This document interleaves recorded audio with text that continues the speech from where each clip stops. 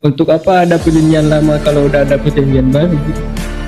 Tapi saya kagum juga sama Nabi Muhammad. Beliau saya baca orangnya nggak pernah marah, bahkan waktu perang aja kalau nggak salah nggak pernah bunuh orang.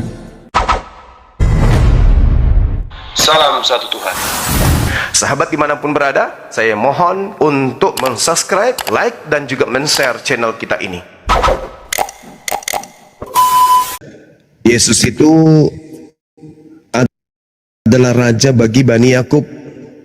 Sayangnya kerajaannya diambil alih kemudian oleh dia yang mampu menaklukkan hukum-hukum kepada bangsa-bangsa.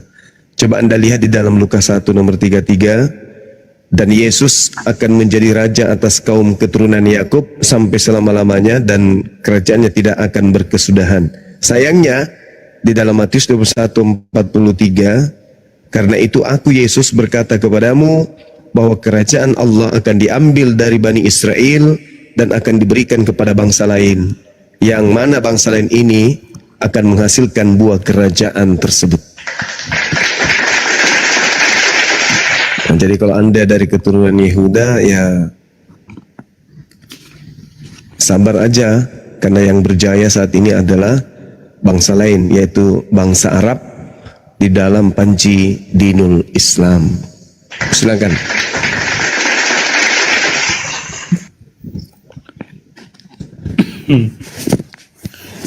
Oke, Bang Juma, terima kasih. Iya, silakan. Sudah diterangkan seperti itu, ya.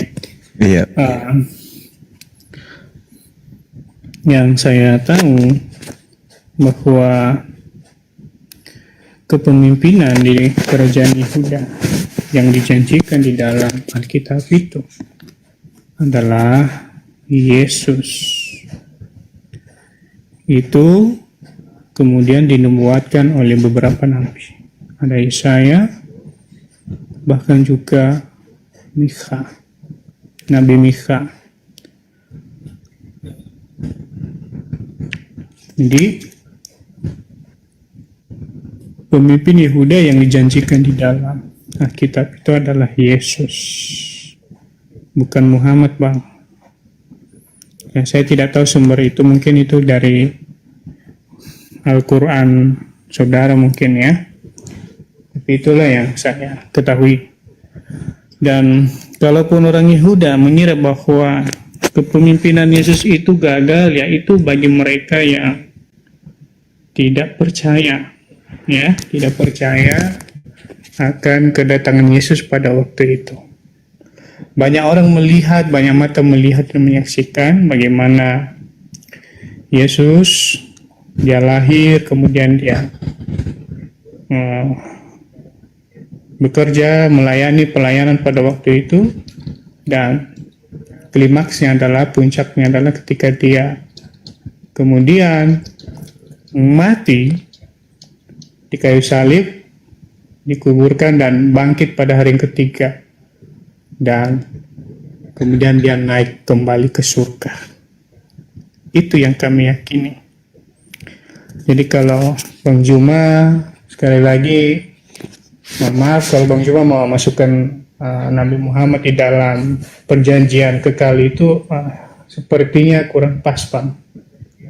Ya, terima kasih. Oke, baik. Jadi di awal tadi saya sudah mengatakan bahwasanya Yesus berdasarkan Lukas 1 nomor 33, dia akan menjadi raja atas kaum keturunan Yakub sampai selama-lamanya, dan kerajaannya tidak akan berkesudahan. Itu betul, kerajaannya tidak akan berkesudahan. Hanya saja kalau dari Yesus meneruskan kerajaan tersebut, mana kerajaan itu? Gak ada. 12 suku Bani Israel, tak ada kerajaannya. Yesus dari suku Yehuda, dan dia adalah raja untuk kemudian selama-lamanya bagi keturunan Yakub, dan kerajaannya itu tidak berkesudahan. Kalau kerajaannya tidak berkesudahan, itu betul. Itu betul itu. Kerajaannya tidak berkesudahan.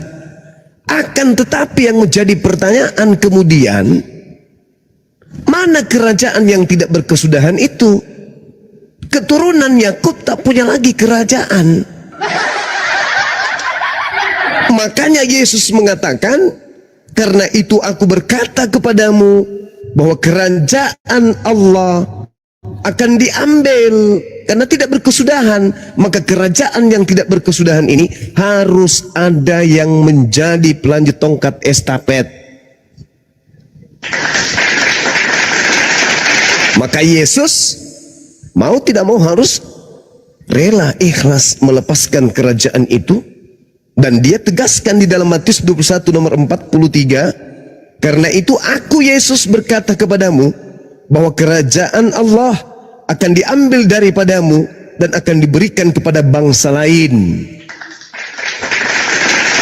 di mana bangsa lain itu akan melanjutkan buah dari kerajaan tersebut. Siapa yang memiliki kerajaan yang berdasar terhadap kerajaan yang datang kepada Bani Israel? Gak mungkin ke Vatikan, gak mungkin. Gak mungkin ke Inggris, gak mungkin juga ke Belanda.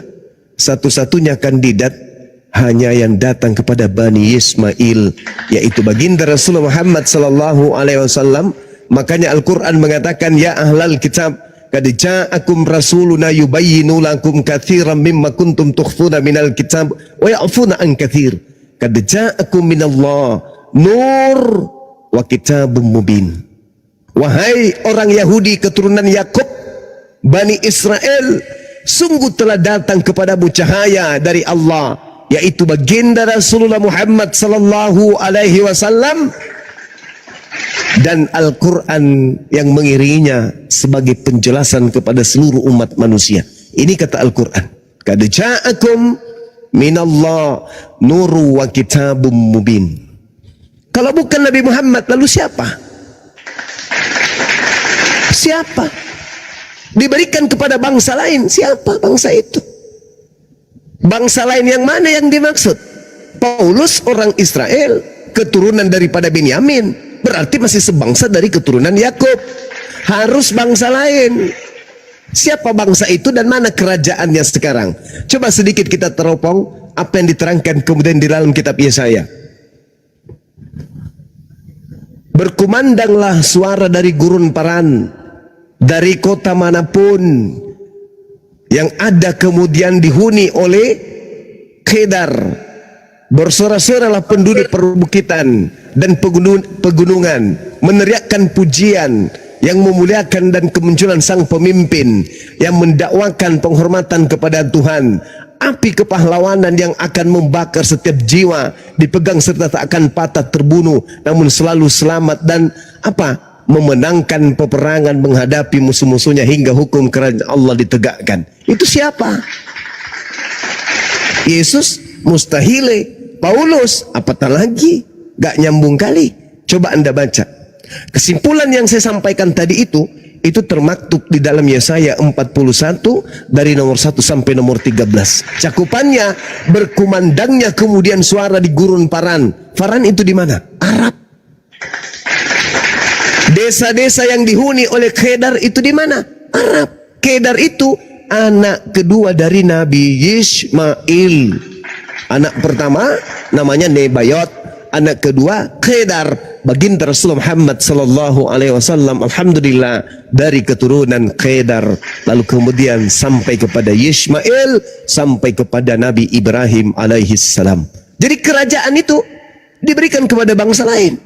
Kalau bangsa lain berarti bangsa di luar daripada Bani Yakub. Siapa itu? Bangsa Arab. Kerajaannya mana? Sampai hari ini orang berbondong-bondong dari seluruh penjuru bumi kemudian datang sana. Nah, kalau dari bangsa lain selain daripada itu di mana? Vatikan tidak mungkin. Ini fakta, ini fenomena. Orang-orang Kristen mau terima tidak terima, mau sakit hati ataupun tidak sakit hati, yang pasti mereka harus percaya kepada Yesus, katanya, bahwa kerajaan Tuhan telah diberikan kepada bangsa Arab. Titik. Silakan.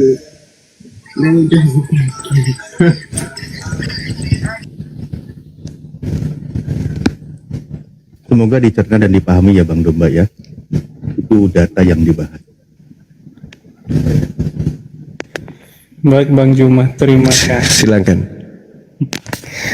Ya, lagi-lagi ya saya mau tegaskan bahwa tidak ada satupun di dalam nubuatan perjanjian lama yang menubuatkan bahwa tongkat kepemimpinan di dalam kerajaan Yehuda itu nanti akan diserahkan kepada bangsa Arab, atau lebih spesifiknya kepada Nabi Muhammad.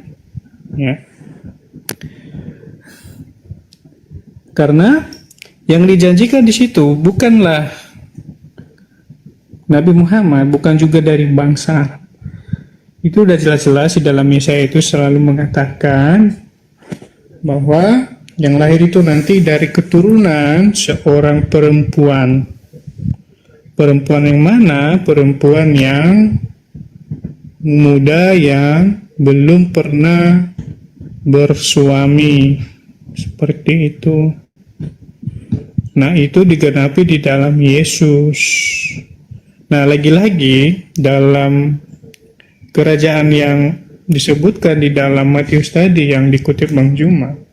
Jadi itu harus dipahami. Kerajaan di sini bukan berbicara tentang kerajaan pada umumnya seperti yang sekarang. Oh, kerajaan nanti rajanya ini, kemudian dia punya tentara, dia punya bawahan, dia punya panglima dan sebagainya. Ya. Sebab kalau itu maka percuma lah Yesus itu datang kalau menjadi seorang pemimpin kerajaan, ya, seperti yang dimaksudkan Bang Juma tadi. Nah, jadi di dalam Matius itu kerajaan yang dimaksudkan di situ adalah bukan semata-mata kerajaan yang sekarang kita kenal ya, tapi kerajaan di situ adalah kerajaan yang berbicara tentang kekekalan. Itulah sebabnya dia mengatakan bahwa tongkat kepemimpinan ini, kerajaan ini akan saya berikan kepada bangsa lain. Karena itu berbicara tentang kerajaan surga, kekekalan, penyelamatan bagi bangsa-bangsa lain. Bukan saja kepada bangsa Yehuda, tetapi juga itu berlaku untuk bangsa yang lain. Makanya dikatakan di dalam Matius pasal yang ke-28 katakanlah, pergilah, beritakanlah kabar baik itu kepada semua bangsa. Baptislah mereka, ajar mereka, dan lain sebagainya. Jadi ini bukan berbicara tentang kerajaan yang sekarang kita kenal, oh ini ada pengimanya, ada ininya, tidak. Kemudian punya pasukan, tidak. Tapi ini berbicara tentang kekekalan Bang Juma. Dan yang bisa menggenapi tongkat estafet itu adalah Yesus sendiri. Begitu.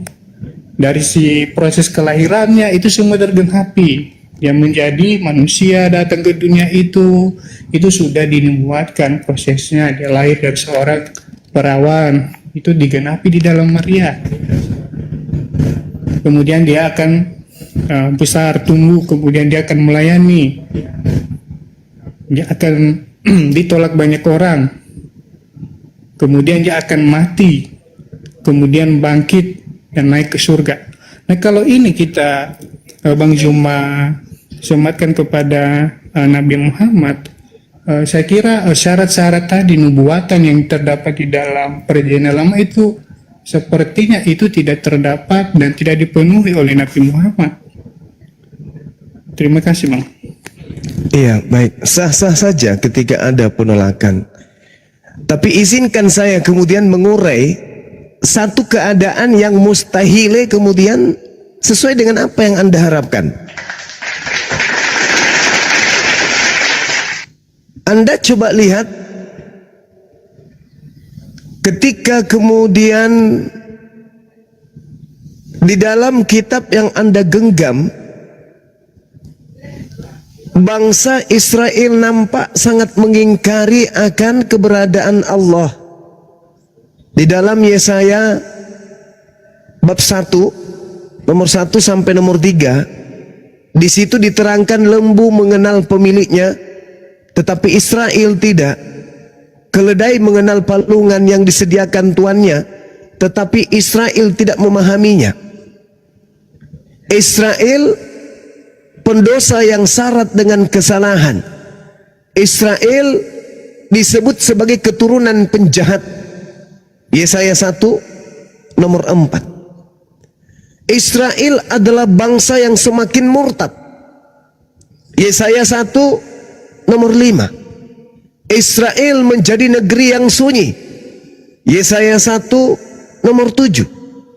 Hanya sebagian kecil dari bangsa Israel diampuni dan diberikan keselamatan. Yesaya 1 nomor 9. Allah menolak persembahan korban Israel. Yesaya 1 nomor 11. Doa Israel tidak didengarkan oleh Allah. Yesaya 1 nomor 15. Israel dikenal sebagai negeri sundal dan kaum pembunuh. Yesaya 1 nomor 21. Israel kehilangan berkat Allah dan tidak diampuni oleh Allah. Yesaya 22 nomor 5 nomor 14. Dosa-dosa syirik dan kemusyrikan Israel dikenal sebagai penyembah berhala dan sihir yang tidak diampuni. Allah kemudian menajiskan harta kekayaan mereka. Yesaya 2 nomor 6 sampai nomor 9. Jadi bagaimana mungkin kerajaan akan kembali diberikan kepada mereka? Jadi ketika saudara mengatakan yang mengambil kerajaan itu adalah Yesus itu sendiri, Anda ketinggalan perahu, saudara. Yesus, tadi saya sudah membantu Anda. Lukas 1 nomor 33, dan Yesus akan menjadi raja atas kaum keturunan Yakub sampai selama-lamanya, dan kerajaannya tidak akan berkesudahan. Yesus boleh kandas untuk tidak menjadi raja. Yesus kemudian bisa berhenti untuk tidak menjadi keturunan Yakub yang memiliki tahta, boleh. Tapi kerajaan Yehuda itu harus terus berlanjut. Karena Yesus tak mampu memegang tahta, Yesus kemudian tak sanggup memegang aturan-aturan yang Tuhan berikan untuk ditegakkan kepada Bani Israel. Maka dengan lisannya Yesus berkata di dalam Matius 21 nomor 43, karena itu aku Yesus berkata kepada kalian bahwa kerajaan Allah akan diambil daripadamu dan diberikan kepada bangsa lain. Coba dipakai kuping, dipakai hati, dipakai kepala sekali-sekali. Ketika Yesus yang menyerahkan kerajaan itu kepada bangsa lain, jangan pula ente yang bukan kemudian pengikutnya dari Bani Israel yang mengatakan kerajaan itu tetap ada pada Yesus. Itu ditertawakan sama kodok-kodok yang mendengarkan. Yesus yang berkata kerajaan diberikan kepada bangsa lain, ente pula yang mengatakan kerajaan itu tetap ada pada Yesus. Alamak. Yesusnya, saudara, sekali lagi dengar, Yesusnya yang berkata kerajaan yang diberikan kepadanya telah diberikan kepada bangsa lain.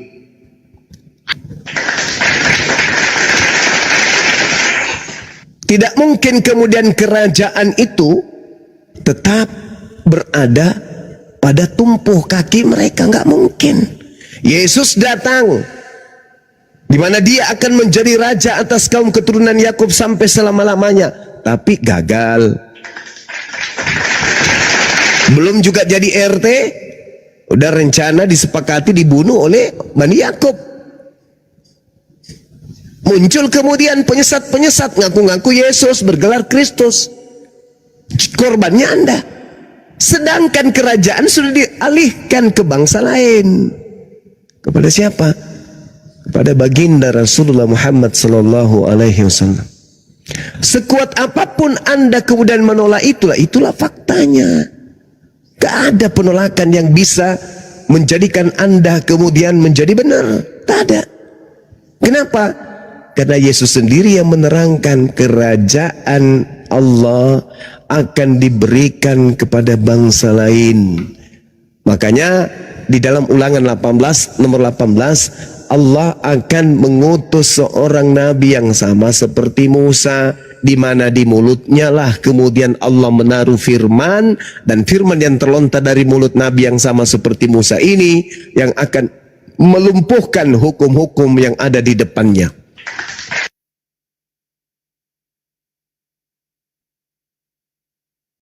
Dah kena pelanggaran Gurunda Juma. Maaf teman-teman ya. Bang Domba masih nyimak Bang Domba. Ya lanjut. Ini Ya, bukan di- kena pelanggaran ini, kena Ya. tumbak oten iseng. Jangan gitu Iya. lah. Ini lagi diskusi baik-baik ini. Belajarlah kalian, belajar. Simak aja, ya. Oke, lanjut.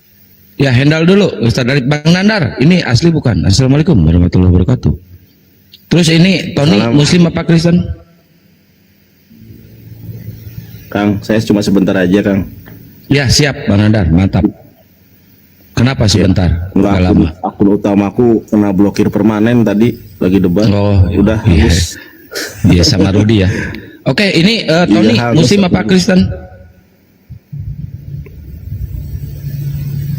Nanti itu Bang Domba nanggapinnya pas guru kami sudah kembali ya, biar tidak terpotong Iya. narasinya dan sudah kembali. Oke, lanjut. Ini Tony ini nggak ada suara, diturunin aja moderator.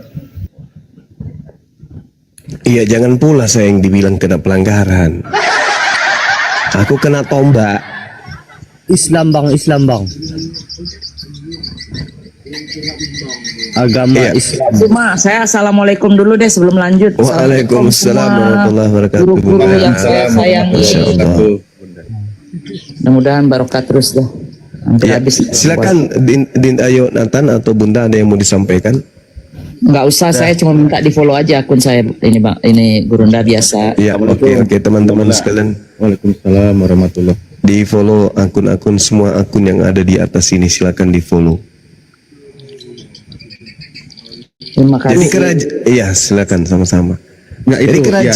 Iya, Gurunda silakan. lanjut, maksudnya si Domba biar dia fokus belajar, soalnya materinya dalam ini, dia kayaknya nggak nyampe tadi. Lanjut Gurunda, maaf. Iya. Jadi kerajaan itu sudah diberikan kepada bangsa lain. Bahkan Yesus berkata di dalam Matius 11 nomor 11, di situ dia menerangkan tentang Yohanes sebagai yang terbesar yang pernah melebihi dirinya sendiri. Jelas itu. Jadi Yohanes ini adalah yang terbesar, bahkan melebihi dari Yesus itu sendiri. Namun nabi yang akan datang kemudian menurut Yesus, yaitu nabi yang terakhir, terkecil dan akan menjadi yang paling besar. Coba Anda baca dalam Matius 11 nomor 11. Aku berkata kepadamu, sesungguhnya di antara mereka yang dilahirkan oleh perempuan tidak pernah tampil seorang yang lebih besar daripada Yohanes Pembaptis. Namun yang terkecil dalam kerajaan surga, yaitu sang Mesias, nabi terakhir, akan lebih besar daripadanya. Itu seirama dengan Ulangan 34 nomor 10 sampai nomor 12. Seperti Musa yang dikenal Tuhan berhadapan muka, tidak ada lagi nabi yang bangkit di antara orang Israel dalam hal segala tanda dan mukjizat yang dilakukan atas perintah Tuhan di tanah Mesir terhadap Fir'aun dan terhadap semua pegawainya dan seluruh negerinya, dan dalam hal segala perbuatan kekuasaan dan segala kedahsyatan yang besar dilakukan oleh Musa di depan seluruh orang Israel. Itu tidak akan ada lagi bangkit di tengah-tengah bangsa Israel.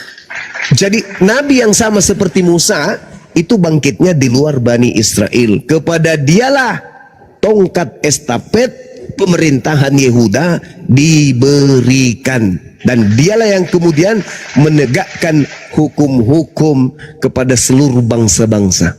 Makanya Anda melihat di Indonesia hukum yang dibawa oleh Nabi Muhammad itu ditegakkan, dan sekarang dan seterusnya akan merambah ke seluruh penjuru muka bumi tentang ajaran Nabi Muhammad ini.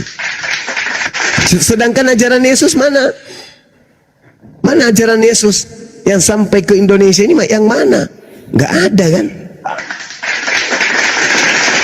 Jadi bukan Yesus, karena memang kerajaannya diinformasikan kepada muridnya, akan diberikan kepada bangsa lain, dan dari bangsa lain itulah akan menghasilkan buah kerajaan tersebut. Maka ajaran-ajaran yang diusung oleh para nabi, buahnya ada di Islam. Tauhid, syahadatain, sholat, puasa, zakat, itu semuanya, ziarah, kemudian haji, umroh, itu semua buah-buah dari kerajaan tersebut.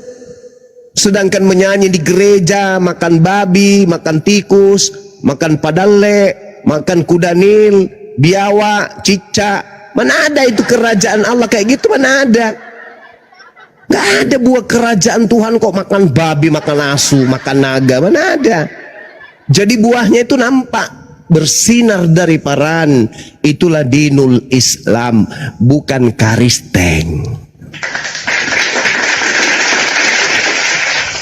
Itu jadi yang pakar Kristen tolong dinaikkan biar supaya bisa mengimbangi materi ini. Silakan.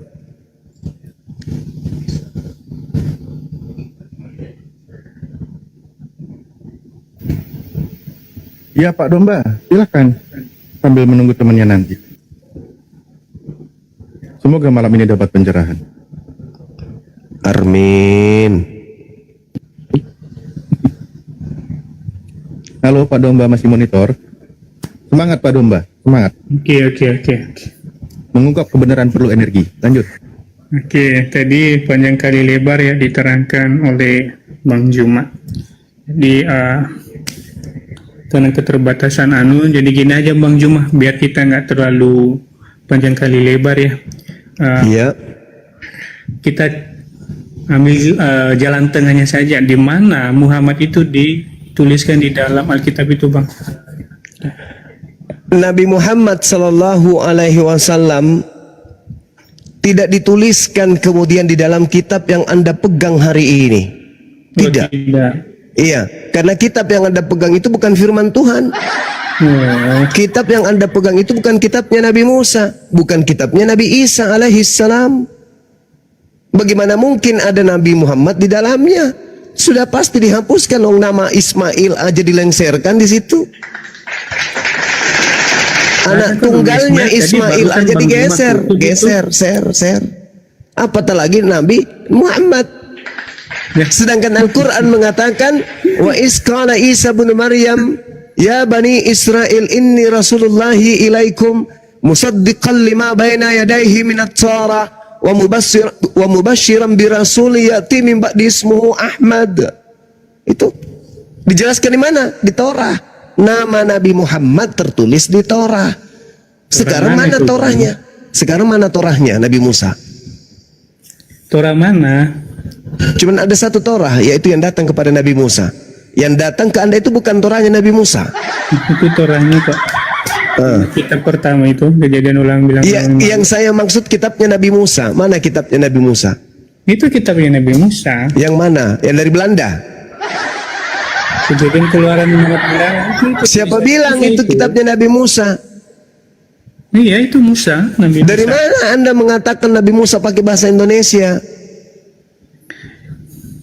Dari Alkitab itu sendiri dia menuliskan di situ. Nggak ada, itu bukan kitabnya Nabi Musa, kawan.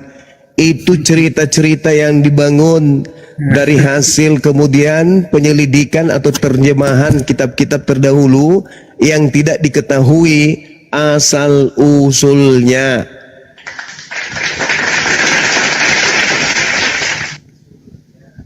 Nggak ada kitab Nabi Musa hari ini. Mana kitabnya Nabi Musa? Yang dipegang Kristen itu bukan kitabnya Nabi Musa. Jadi kalau Anda mencari nama Nabi Muhammad di dalam kitab yang Anda pegang, ya mustahil ya ada. Gak mungkin ada. Lawang namanya Nabi Ismail aja dilenserkan di situ sebagai anak tunggal, digeser dia jadi anak kedua. Isa jadi anak pertama kan di situ. Iya kan? Sorry ya Bang Juma ya, ini jangan dicocok-cocok logi ya. Jadi Ya, Ismail itu ada di situ, Ismail itu. Iya, tapi jadi anak kedua kan? Anak istri kedua dari Abraham. Iya, dia anak keduanya Abraham kan? Kalau di kitab itu kan? Iya kan? Jadi Iya kan, benar nggak?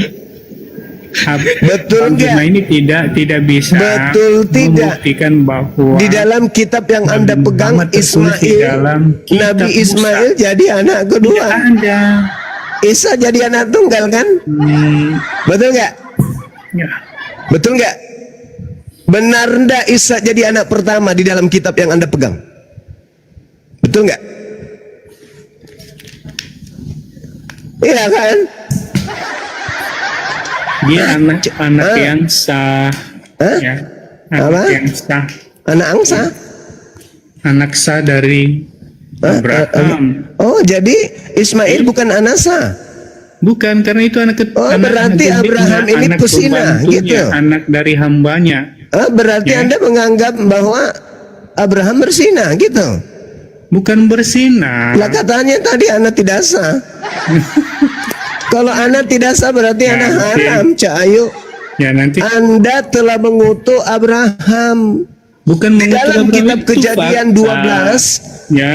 nomor Di 3. dalam kitab Aku Kejadian Tuhan ditulis. akan mengutuk siapapun yang mengutuk engkau Abraham. Dengan mengatakan Ismail anak haram, Ismail anak tidak sah, itu Anda sedang mengutuk Nabi Ibrahim alaihissalam. Pantaslah Anda percaya Isa anak pertama.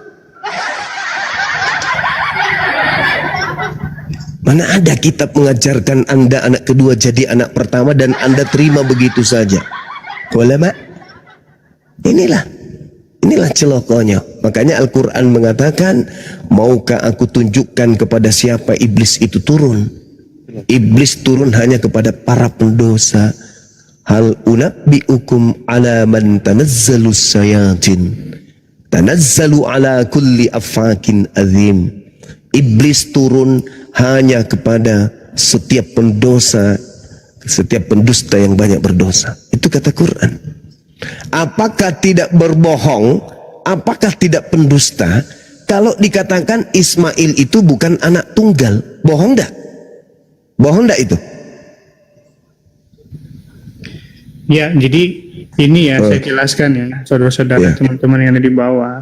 Jadi Ismail itu anak dari hambanya Sarai. Itu anak pertamanya Abraham atau bukan?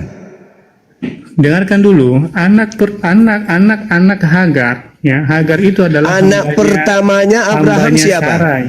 Anak Iya, pertamanya anak Abraham pertama siapa? Dari Hagar. Anak pertamanya Anak Abraham pertama siapa? Dari Hagar. Hagar Anak itu adalah pertamanya budaknya Abraham siapa? Nah, hambanya coba lihat. Sarai. Inilah teman-teman. Tanazzalu ala kulli afakin athim. Iblis itu hanya bekerja pada Kejadian 16 ayat orang-orang 1 pendusta. dikatakan demikian. Adapun Sarai, Saya istri tidak Abraham tanya itu, yang saya tidak tanya beranak. anaknya Abraham. Ia mempunyai seorang hamba perempuan orang Anaknya Mesir. Abraham, anak Hagar pertamanya siapa? namanya. Anak pertamanya Hagar Abraham siapa? namanya. Anak pertamanya Abraham siapa? Anak pertama dari Sarai namanya Ishak. Mulai dimpi Pertama kembali. Hagar namanya. Ini tidak sia-sia nama Anda itu kambing. Ya. Otak Anda nggak berfungsi memang. Terus tadi kau bilang Pembohong kalau itu memang kayak Muhammad itu gitu. adalah nabi yang Saya dimuliakan. tanya, Dengarkan anak dulu. pertamanya Abraham siapa? Oke. Ya sudah, kita kasihlah dia Ismail. Ismail. Anak pertama Hagar. Pembantunya Yang hambanya diminta Sarai. anaknya Sarah atau anaknya Abraham? Iya. Eh. Yang diminta itu anaknya Sarai. Itulah Nenek yang Mukiper, mewarisi pembohong, pendusta, Twih. Abraham. Pembohong. Twih. Jadi logikanya teman-teman, kalau Setan tadi alas, si Bima mengatakan turun, penipu, pembohong, kambing, domba, turun. Kamu ke gereja, colok pantat pendeta, jilat tanganmu. Bahlul, dungu, kampret, penyesat, bahlul. Anak yang diminta itu bukan anaknya Sarah, cuplis. Yang diminta itu anaknya Abraham. Dasar pemakan tai. Nggak bisa dipertahankan diskusi dengan kebohongan itu apa? Mending turun, belajar sana, jangan buka aib Anda di sini jadi pembohong. Paling anti saya dengan penipu. Ya, tadi saya sopan-sopan, tapi ketika ketahuan Anda itu adalah cuplis dan tuyul, tukang tahayul, Anda lebih baik turun. Yang diminta untuk dikorbankan itu adalah anak tunggalnya Abraham, bukan anak tunggalnya Sarah, kablampe. Jadi kerajaan Allah yang diberikan kemudian sebagai bangsa pilihan, yaitu Bani Israel, diberikan kepada baginda Rasulullah Muhammad sallallahu alaihi wasallam. Allah memang awalnya berkata, inni ma'akum. Aku bersama dengan kalian. Walaqad aghazallahu mitsaqa bani Israil wa ba'atsna minhum 12 naqiban. Wa qala Allahu inni ma'akum la in aqamtumus shalah wa ataitumuz zakah wa amantum birusuli. Aku bersama dengan kamu. Ketika kamu taat, maka aku bersama dengan kamu. Akan tetapi ketika kamu ingkar, faman kafara ba'da dzalika minkum faqad dalla sawa'as sabil. Itu kata Allah. Maka dia akan tersesat dari jalan yang lurus. Makanya ketika kemudian pengingkaran demi pengingkaran demi pengingkaran dilakukan, kemudian maka kerajaan itu diberikan kepada baginda Rasulullah Muhammad SAW, dan buahnya masih ada sampai hari ini. Apa buah dari kerajaan Yehuda yang bisa kau dapatkan? Ada. Cuma nuklir dan bom yang bisa diberikan kepada Yerusalem Palestina. Tak ada yang lain. Yang namanya kerajaan itu ada rajanya, ada tahtanya, ada istananya, ada prajuritnya, ada kebangsaan, ada kerajaannya. Orang-orang tunduk kepadanya, orang datang bersiara kepada kerajaannya. Itu baru kerajaan yang mantap. Ini kerajaan coba nuklir, bom, bunuh orang itu aja. Kerajaan apa itu? Dan itu pun Yesus sudah mengatakannya di dalam kitab saudara sendiri. Matius 21 jelas dia katakan kerajaan akan diambil. Saking histerisnya kerajaannya diambil, bom sana bom sini, bom sana bom sini. Gak peduli anak-anak kecil, pokoknya bom bom bom bom. Kenapa? Sakit hati kerajaannya dialihkan kepada bangsa Arab. Datang si babu berteriak ingin majikannya kemudian merdeka. Sayangannya mereka nanti di Israel baru tidak bisa masuk. Kenapa tidak bisa masuk di Israel baru? Disebabkan di dalam kitabnya mereka Yesaya 52 nomor 1, orang yang tidak bersunat nonotnya haram hukumnya masuk ke Yerusalem. Capek lu bela-belain, tapi ternyata Israel baru nanti kalian tidak bisa masuk ke sana. Kenapa? Karena nonotmu masih punya lidah panjang di depan. Sudah begitu tidak dipotong lagi. Nah, inilah yang menyebabkan kemudian kalian tidak bisa nanti masuk ke Yerusalem baru. Yesaya 52 nomor 1. Jadi percuma kalian membela. Percuma manjilat jo nanti ngana tidak bisa masuk ke sana. Begitu Jo. Ya. Jadi si bembek tadi kalau mau berdiskusi tolong pakai ilmu ya, jangan pakai kelicikan berlembut-lembut tapi ternyata hanya mengusung kebohongan ya. Saya kira begitu teman-teman, kita akhiri wabillahi taufiq wal hidayah. Ini misalnya nggak belum kerajaan itu akan diambil dan diberikan kepada bangsa lain. Pertanyaan saya, kepada bangsa mana diberikan kerajaan itu? Sebut. Jawab.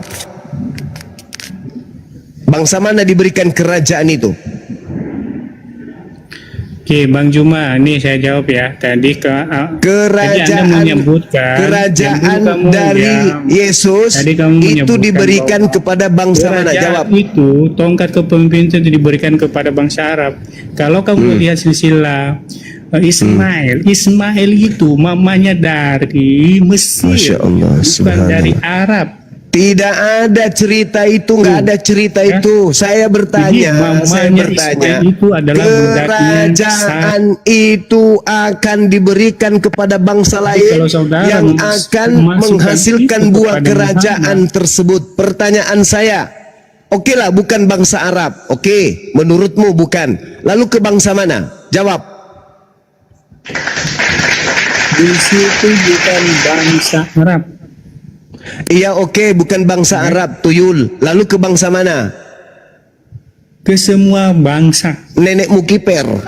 Matius 28. Pandai-pandaian kau, pandai-pandaian kau. Apa buahnya? Apa buahnya? Apa buahnya? Apa buahnya kerajaan selain daripada bangsa Arab? Apa buahnya? Jadi kalau Anda apa buahnya?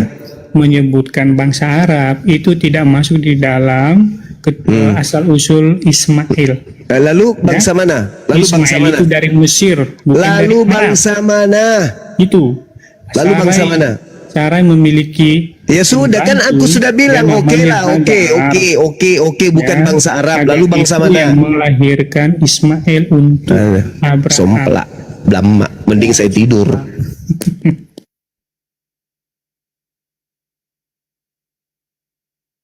Syukur. Kau makan nasi campur lombok, kasih ikan pecel lele, jangan lupa kerupuknya yang banyak, ya, kasih sambal, kasih kecap, telur asin sedikit. Habis itu kamu kasih apa lagi tuh, pete. Nah, lalu ambil sendok dan garpu. Kamu duduk di kursi, cuci tanganmu baik-baik. Habis itu baca doa. Setelah kau baca doa, silakan kau telan duluan, lebih dulu garpu dan sendoknya, baru kau makan yang lain. Menurut informasi dia nggak suka pecel lele, Gurunda, sukanya Jadi- pecel B2. Oh, pantasan kayak gitu otaknya. Ya buat teman-teman ya yang di bawah udah ada moderator, nggak usah ini ya, biarin moderator yang bekerja. Ini ada siapa? Ya, ini di mute dulu ya, itu ada musik ya, jauh dulu dari musik. Enggak, aku ngomong sedikit doang. Matiin dulu musiknya kecilin dulu. Ya udah. Ya. Nah, gua ngomong sedikit doang. Biar Muslim ini kelihatan keren, biar kelihatan orang Kristen bisa angkat jempol tangan. Kalau Muslim ini bisa merubah sila ketuhanan yang Maha Esa, ganti Allah, berarti hebat. Apa ini? Kalau cuman film mah ya elah, hebatnya apa? Tapi ketuhanan yang Maha Esa itu kan sudah al-ikhlas. Qul huwallahu ahad. Tiada Tuhan selain Allah. Itu sudah Justru kamu atas gantinya berkat aturannya rahmat Allah. Atas Makanya dengerin berkat dulu rahmat cuma. Allah, saking hebatnya sampai Rahmat kitabnya Allah bro, bukan Allah. Tidak Iya. mengurusin jam bengkok. Mencuri. Makanya biar kau kelihatan keren. saking baru bisa hebatnya kau ganti, Islam baru itu kau keren. sampai kitabnya orang Kristen, Tuhannya yang tadinya Theos, dewa, diganti menjadi Allah. Gila nggak? Enggak, kau Masya bisa Allah. nggak rubah itu? Luar biasa Kalau kau Islam bisa ini. rubah, itu lo jauh lebih hebat. Allahu Masa Akbar, film Masya Allah, dukun lo Masya Allah. pamerin? Allahu Hebatnya Akbar. apa film? Kalau lo rubah Saking ketuhanan jadi benarnya Allah, Islam lo itu, hebat. Tuhannya dibawa-bawa masuk ke Bible, menggantikan Tuhannya dia, sembahnya dia yang adalah dewa Theos dari Yunani. Gila nggak tuh kawan-kawan? Setidaknya Keren. Yang dibawa takbir, Cara ini, Allahu bro. Akbar, Allahu Akbar. Allahu Akbar. Masya Makin Allah. panas ini iblis ini masuk Iya, sini. soalnya kitabnya kan di bahasa Yunani tuh. Tuhannya kan bahasa Yunani. Nah, di Ayat dalam satu kitabnya sama dia pertama tertulis oleh wartawan-wartawan itu kan pakai bahasa Yunani tuh. Di situ ada Theos. Masuk ke Indonesia apa kawan? Jadi Allah. Hai, bangganya diriku. Kalau kau pengen Masya Allah, pintar, ya luar aku. biasa. Luar biasa ya teman-teman. Ketuhanan Nanti ke depan saya akan bikin film. kau pintar. Anakku adalah Tuhanku. Kalau itu sih Jadi fitnah. film ini nanti sinopsisnya adalah bercerita tentang anak durhaka. Nah, Di mana coba orang eksiskan tuanya- dulu Tuhanmu di negara orang ini. tuanya Bisa nggak itu- eksis Tuhanmu itu di negara Orang ini? tuanya susah loh payah persoalanmu. kemudian mengandung, Konsili kalian seluruh susah Indonesia payah ini membesarkan, ganti ketuhanan melahirkan, jadi kau lohon. membesarkan. Baru kau Tapi hebat. begitu anaknya menjadi dewasa, ibunya Kamu nggak bisa menyembahnya. Ini diskusi, filmnya undang nanti comor. seru pasti. Ya. Seru nanti film itu. Kalau Anakku adalah Tuhanmu Tuhanku. kau bisa Gitu kan, eksiskan parah di ya. negara ini baru Masya kau Allah. hebat. Tuhan Lah, nggak eksis faktanya di Tuhan negara ini. di Indonesia ini berketuhanan yang Maha Esa. Berarti tauhid dong. Tauhid dong. Sedangkan di Kristen itu Tuhannya 3. 1 Yohanes 5 nomor 7. Ada 3 Tuhan yang bersaksi di surga. Bahkan Wahyu 5 nomor 7 ada Wahyu 5 nomor 6 ada 7 roh Tuhannya Kristen. Gantian, Hey. 7 Tuhannya kalau komen- Kristen itu nongol di Wahyu 5 nomor 6. Terus tampakannya bertanduk Ada- 7 bermata 7. Tidak diaku. Tidak diaku oleh negara ini. Tuhannya 7 tidak diaku oleh negara ini. Bertanduk 7 bermata 7 tidak diaku oleh negara ini. 1 Yohanes 5 nomor 7. Sebab ada 3 Tuhan yang bersaksi di surga. Ya.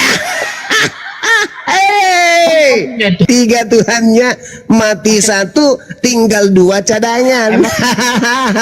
Kenapa mereka percaya diri? Kenapa mereka percaya diri mengatakan Tuhan mereka mati? Karena mereka mengakui masih ada Tuhan cadangan 2. Hai. Lucu. Tuhanku ada 3, rupa-rupa bentuknya. Ada yang berbentuk roh, ada bertanduk 7 bermata 7. Matilah Tuhan daging dar. Hatiku santai aja, sebab walaupun mati 1 masih ada 2 cadangan. Tuhanmu ada 3, rupa-rupa bentuknya. Ada roh bertanduk 7, ada anak disunat nonotnya. Matilah Tuhan bersunat. Salah. Matilah Tuhan bernonot. Hatimu santai aja, karena mati 1 masih punya 2 Tuhan cadangan. Kan gitu. Jadi Indonesia berlandaskan kepada ketuhanan yang Maha Esa.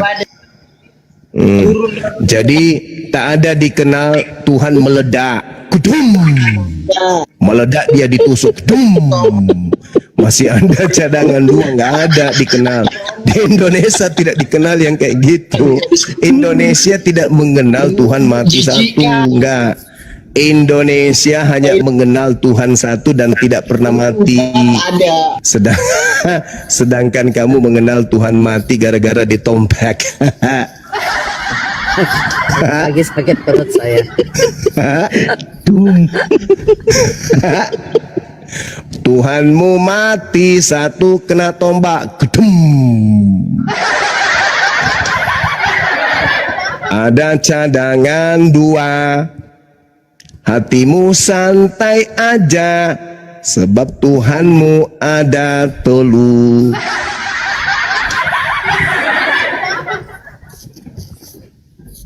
Oke, teman-teman. Wabillahi taufiq wal hidayah. Assalamualaikum warahmatullahi wabarakatuh. Waalaikumsalam warahmatullahi wabarakatuh. Ya, buat yang mau diskusi ya baik-baik ya. Janganlah kalian menghujat. Akhirnya kitamu sendiri yang sedang menghujat Tuhanmu. Oke, ini ada yang baru naik, Nicole.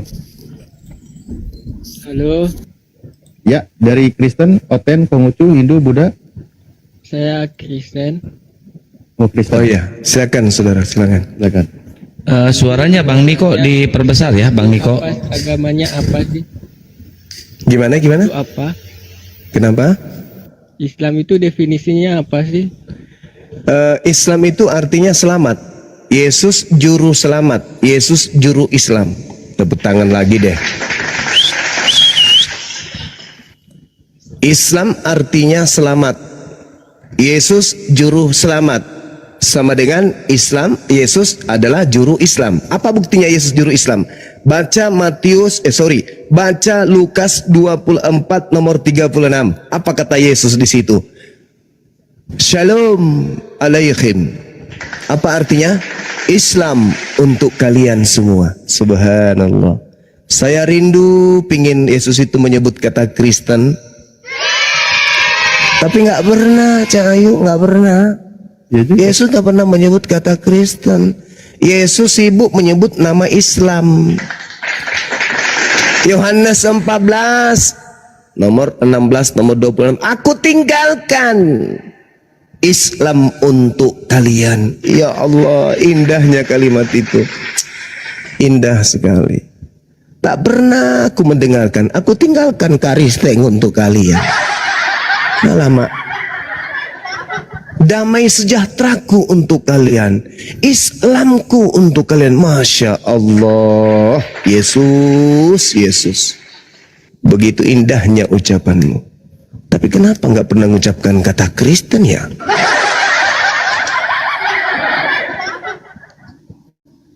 Jadi jawabannya? Ya, silakan Dinda.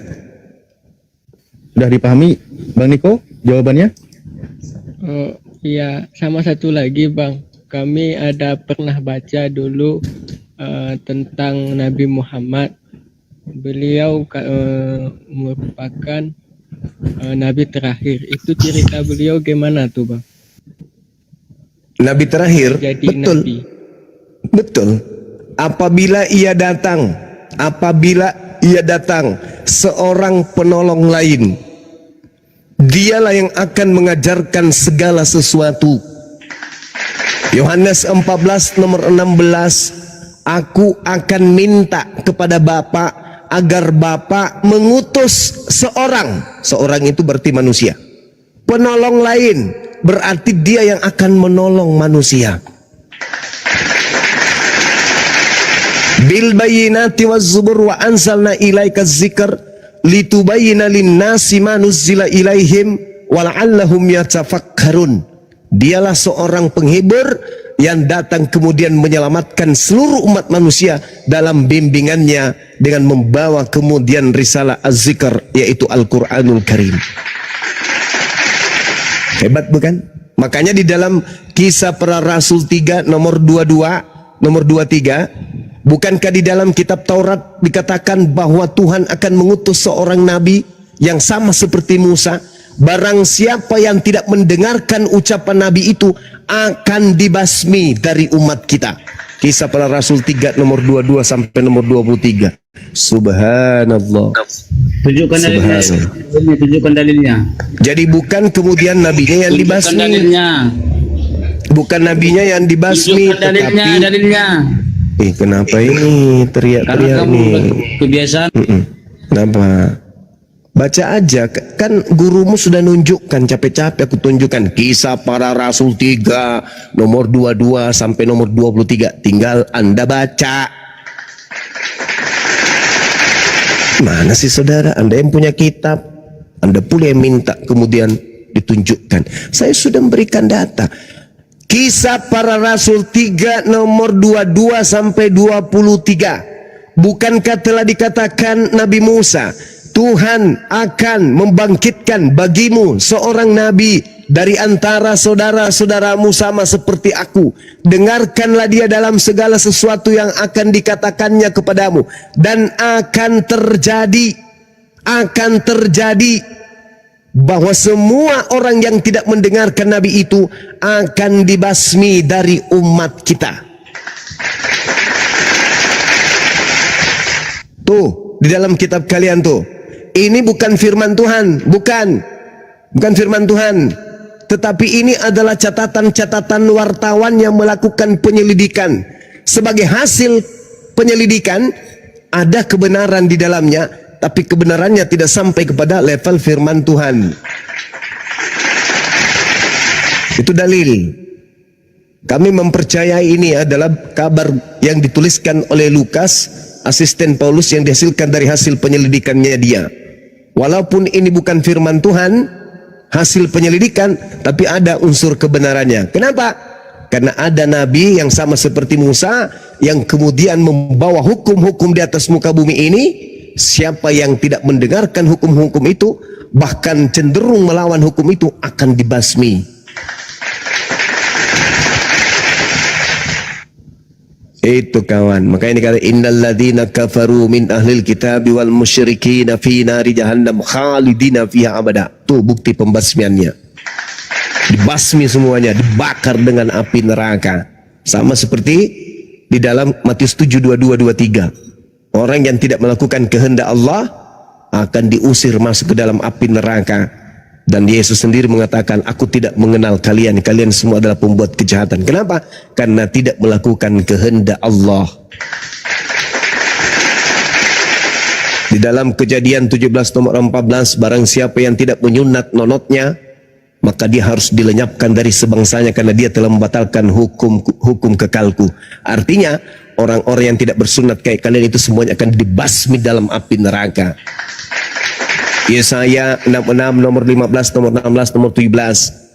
Aku Tuhan akan datang untuk membakar habis semua orang yang makan babi dan makan tikus sekaligus. Siapa itu? Kristen. Kalian akan dibasmi. Sudahlah, bertobatlah kawan. Jadi kisah para Rasul 3:22-23 itu akan datang seorang nabi yang sama seperti Musa. Siapa yang tidak mendengarkan nabi tersebut akan dibasmi.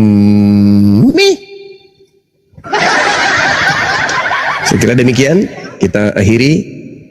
Wabillahi taufiq wal hidayah. Assalamualaikum warahmatullahi wabarakatuh. Waalaikumsalam.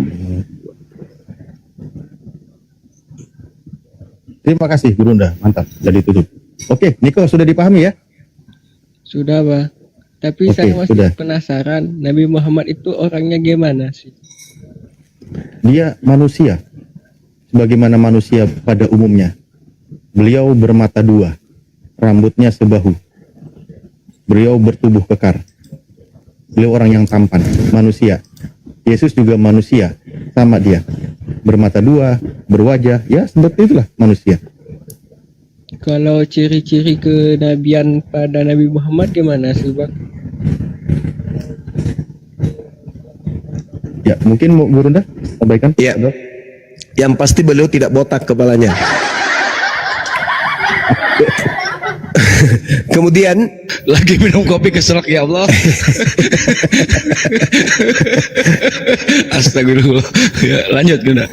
di dalam Ulangan 18 nomor 18 dikatakan, aku Tuhan akan mengutus seorang nabi sama seperti Musa, aku akan menaruh firmanku di mulutnya. Ciri-ciri nabi yang sama seperti Musa, ada firman yang terlontar dari mulutnya yang tidak ditambahi dan tidak dikurangi. Dan ciri itu hanya ada pada diri baginda Rasul Muhammad sallallahu alaihi wasallam. Torah bagi Nabi Musa, Al-Quran bagi Nabi Muhammad. Ciri-cirinya memiliki firman Tuhan yang murni, tidak bercampur dengan perkataan-perkataan manusia, bahkan tidak bercampur dengan perkataannya sendiri. Itu tidak bisa dibantah. Silakan.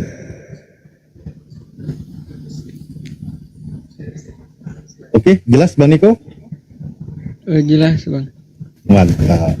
Dari sekte mana saudara Niko ini? Saya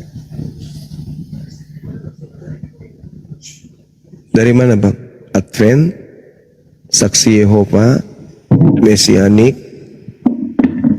Protestan, saya tahu nih, Bang. Katolik. Saya Kristen, kurang belajar. Oh, Soalnya saya lepas aja gitu. masuk akal nggak kalau Tuhan menjelma menjadi bukan Tuhan? Kayaknya nggak mungkin. Nggak mungkin. Kalau Tuhan dibunuh manusia, boleh nggak? Kayaknya enggak sih, soalnya kan itu tuh. Apalagi? Ya udahlah kalau begitu. Belajarlah saudara ya. Mudah-mudahan bisa sampai kepada Islam ya. Terima kasih, Bang. Sama-sama. Ya, Selamat sering-sering malam aja. semuanya. Ya. Malam. Niko, Ya, Bang. terus siapa nama Tuhan yang kau percaya? Yesus. Waduh. Tadi mati. Mustahil Tuhan mati, kok percaya Tuhan Yesus Tuhan mati, gimana ini? Salah pabrik atau salah cetak ini Bang? Usia berapa saudara Niko? 17, Bang. Oh masih anak-anak ya, ya. Belajar lagi deh ya. Siap. Iya. Anak berapa? Hah? Anak. Belum punya anak, Bang? Anak kucing? Nggak ada. Oh nggak ada. Masih SMA berarti ya? Iya bang. Senjatanya udah dipotong belum? Kebetulan saya udah bang waktu kecil dulu karena Udah mama pernah saya uji buat. udah pernah uji lapangan belum? Maksudnya? Ya, senjatanya masa di ini dipensiunkan? Enggak, masih lengkap dengan sarungnya ya? Mama Maksudnya saya belum pernah keluar. bilang kalau saya dulu juga disunat bang. Oh, syukurlah. Udah pernah uji lapangan? Belum. Belum. Iya, iya, iya. Tadi kan gini Niko. Iya bang.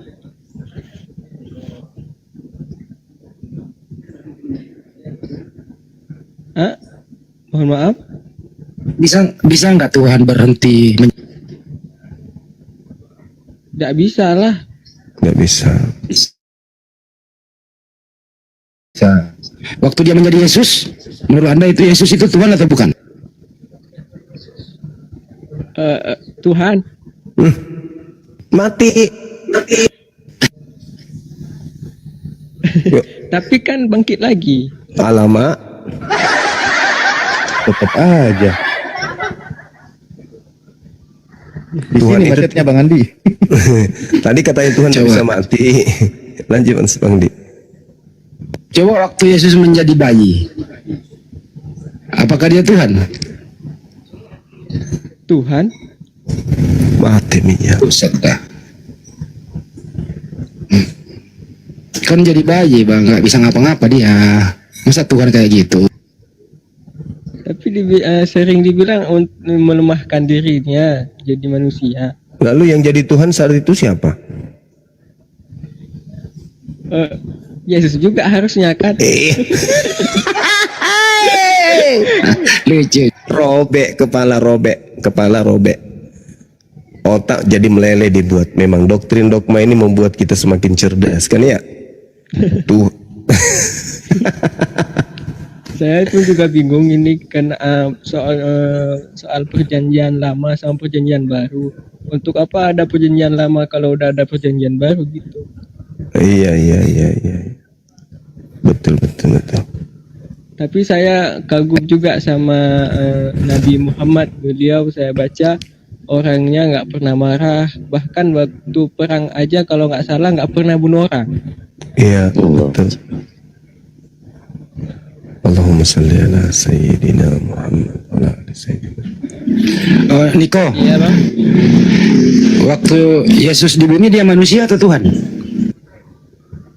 Manusia bang. Kan ada tubuhnya. Manusia Bang Andi. Dia. Apakah manusianya Yesus bertuhan? Kayaknya iya. Ateis. Kirain ateis. Saya baca Yesus tuh pernah sujud itu dulu. Matius 26. Nggak salah. Ya, Pintar. Masuk akal enggak kalau Al-Quran mengatakan bahwa Tuhan itu satu? Gimana bang? Masuk akal enggak kalau di dalam Al-Quran mengatakan kalau Tuhan itu satu? Aduh gimana ya? Masuk akal sih. Nah, kalau Tuhan dua bisa enggak? Masuk akal enggak? Kayaknya enggak sih. Ya, karena nanti Tuhan sama kuasa nanti iya, rebutan. Rebutan tahta, betul? Iya bang. Kalau dikatakan bahwa Tuhan itu tempat bergantungnya segala sesuatu, masuk akal enggak? Masuk akal bang. Ada enggak Tuhan itu tergantung daripada lain? Bukan Tuhan dong. Mantap sekali. Masuk akal enggak kalau Tuhan itu tidak beranak dan tidak diperanakkan? Masuk akal bang. Bisa enggak Tuhan itu beranak? Kalau itu kayaknya enggak lah. Enggak ya, Masya Allah. Masuk akal enggak kalau tidak ada yang setara dengan Tuhan? Enggak mungkin lah ada yang setara soalnya yang cipta kok. Allahu Akbar. Inilah yang ada di dalam kaidah iman umat Islam. Qul huwallahu ahad. Katakanlah Tuhan itu satu. Allahus samad. Tuhan itu tempat bergantungnya segala sesuatu. Lam yalid wa lam yulad. Tuhan itu tidak beranak dan tidak diperanakkan. Walam yakullahu kufuwan ahad. Tuhan itu tidak ada satupun yang setara dengan dirinya. Itu dalam Islam. Nah, kalau dalam Kristen, qul huwallahu ahad. Katakanlah Tuhan itu satu. Enggak cocok. Karena kalau dikatakan satu-satunya Tuhan adalah Yesus, Bapak mau kemana? Roh Kudusnya mau digapain? Allahus samad. Tuhan adalah tempat meminta segala sesuatu, sementara Yesus yang malah meminta kepada Bapa. Lam yalid wa lam yulad. Tuhan tidak beranak dan tidak diperanakkan. Tidak mungkin bagi Kristen, sebab Yesus itu adalah anak manusia diperanakkan. Walam yakul lahu kufuwan ahad. Tak ada satupun yang setara dengannya. Kalau ini didudukan pada Yesus, tidak mungkin. Karena manusia yang lain pun setara dengan Yesus. Jadi gugur semuanya. Apa yang saudara Niko, adik Niko akui tadi, itu kemudian bertentangan habis dengan keyakinan Anda sekarang, yaitu Kristen. Makanya orang-orang berakal dari Kristen itu yang belajar perbandingan agama, rata-rata sudah tinggalkan agamanya. Karena menurut mereka ini nggak masuk akal. Agama yang tidak masuk akal sudah pasti bukan dari Tuhan. Karena Tuhan itu maha mengetahui akal manusia. Sampai saking taunya akal yang ada pada diri manusia, maka Tuhan menurunkan kemudian aturan yang berkesinambungan, selaras, serasi, satu paket dengan akal. Kalau ada agama yang tidak masuk akal, berarti agama itu bukan dari yang maha mengetahui. Karena terjadi kontradiksi. Tidak mungkin Tuhan tidak maha mengetahui. Kok kontradiksi dengan akal? Nggak mungkin. Sedangkan Tuhan mengutus kita untuk menjadi khalifah pemimpin di atas muka bumi ini, maka senjata untuk melumpuhkan bumi ini itu adalah akal. Maka akal tidak boleh bertentangan dengan agama. Harus selaras. Jadi kalau ada agama yang bertentangan dengan akal, maka itu bukan pasti dari Tuhan. Itu adalah agama buatan manusia. Nah, agama Anda mengatakan Tuhan Anda itu mati, dibunuh makhluk penciptaannya sendiri. Masuk akal enggak? Enggak masuk akal. Gitu dari saudara adik Adinda Niko. Tapi saya kembalikan kepada adik ini, silakan belajar. Kalau di agama kami itu tidak ada paksaan. Karena hanya orang-orang yang belajarlah yang bisa sampai ke Islam. Hanya orang yang menggunakan akal lah yang bisa sampai ke Islam. Kalau ada orang egois, ego, sombong terhadap belajar, sombong terhadap ilmu, ya tidak bisa masuk Islam. Karena Islam itu sejak pertama diturunkan aja disuruh membaca. Artinya disuruh berakal. Iqra, bacalah. Baca dengan hatimu, pendengaranmu, Tuhan juga maha kuasa, Bang. matamu, lisanmu, perasaanmu, pikiranmu, itu dibaca. Baca semuanya. Misalnya saya melihat gambar kucing, pikiran saya bekerja, maka saya membaca, oh ini pasti kucing. Maka lisan saya mengatakan kucing pasti ini. Tapi kalau tidak membaca, perasaan yang nggak dipakai, akalnya nggak dipakai, buta, maka dia bisa saja mengatakan ini adalah kutu atau ini adalah laba-laba. Kenapa? Karena dia tidak ikra. Nah, untuk melumpuhkan alam semesta ini, manusia harus ikra.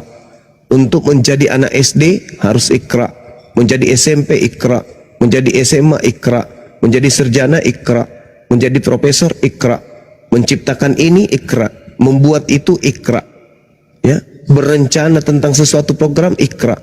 Semua lini dalam kehidupan manusia karena ikra. Orang bisa menerbangkan pesawat terbang ikra. Orang bisa membuat mobil, Iqra. Membuat kemudian helikopter, Iqra. Membuat kemudian komputer, internet, TikTok, Iqra. Semua Iqra. Maka Al-Quran ketika datang, Iqra, bacalah.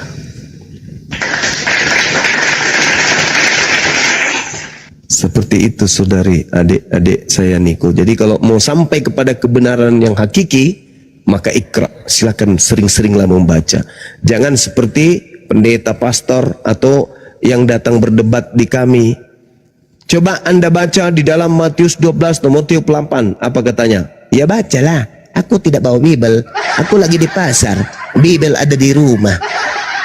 Disuruh lagi, ya buka aja di Google, HP ku cuma satu, kalau aku buka di Google, nanti saya terlempar keluar. Artinya dia tidak membaca. Bagaimana mau sampai kepada kebenaran, kitab yang dianggap suci, yang menjadi pedoman imannya saja enggak ditahu. Lucu itu. Artinya tidak ada kecintaan kepada kitab suci tersebut. Artinya kitab itu tidak memiliki daya tarik. Sampai-sampai pemegangnya, umatnya yang mengatakan ini pegang apa kitabnya, itu tidak tertarik untuk membacanya. Kalau Al-Quran coba, Al-Quran ketika dibacakan, jangankan umat Islam, di luar Islam pun jatuh cinta terhadap Al-Quran itu. Hal unabbi'ukum ala man tanazzalu syayatin tanazzalu ala kulli affakin adhim yulquna as-sam'a wa aktharuhum kazibun wasyu'ara'u yattabi'uhumul gawun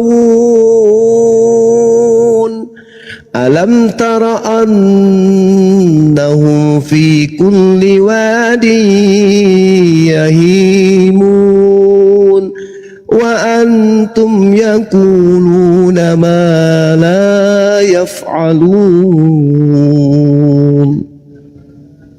Jadi ada daya tarik dari kitab itu. Kenapa? Karena itu adalah untaian kalimat-kalimat langit dari yang maha suci. Maka ketika kita mendengarkan alunan kalimatnya, hati jadi indah, hati berbunga-bunga, hati kemudian menjadi penuh, hati menjadi kenyang rasanya. Kenapa? Karena kita mendengarkan kalimat dari pencipta kita. Ada daya tarik sendiri. Maka mendengarkannya adalah pahala kebaikan, membacakannya juga mendatangkan pahala kebaikan. Sebaliknya, orang yang mengkitabkan sebuah buku yang bukan firman Tuhan, ogah untuk belajar terhadap kitab tersebut. Kenapa? Masing-masing dua ini, antara pemegang kitab dan kitabnya, itu seperti magnet yang saling kutub B dengan B, saling tolak menolak. Yang kitabnya tidak ada daya tarik, yang kemudian yang punya kitab tidak merasa tertarik. Berbeda dengan Quran. Anak-anak kecil yang baru belajar bicara akan cinta terhadap Al-Quran. Dari kecil umat Islam itu diajarin kemudian membaca Quran. Iqra bismi rabbikal ladzi khalaq khalaqal insana min 'alaq.